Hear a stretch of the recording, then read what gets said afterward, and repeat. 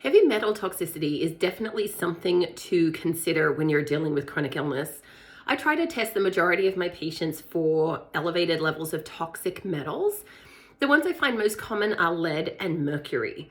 And they can be very, very damaging to the body. They're neurotoxic. They can cause all kinds of pain, inflammation, cognitive decline, foggy brain, sleep interruption, all kinds of different things.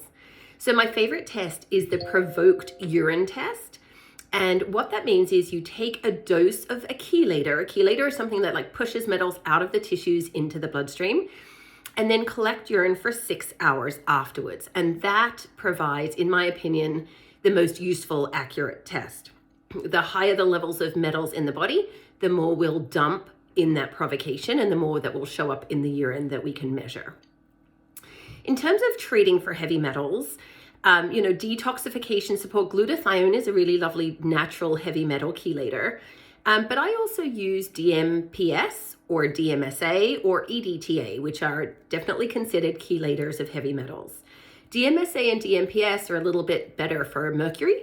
EDTA is a little bit better for lead. And DMPS and EDTA can be given by IV, where DMSA can be taken orally, and there's also an oral liposomal form of EDTA as well. And then, of course, we want to make sure we've got binders on board so that we are grabbing onto those metals and getting them out of the body, and that kidneys, liver, and bowels are all working well as agents of detoxification. One of my other favorites for heavy metal detox is infrared sauna.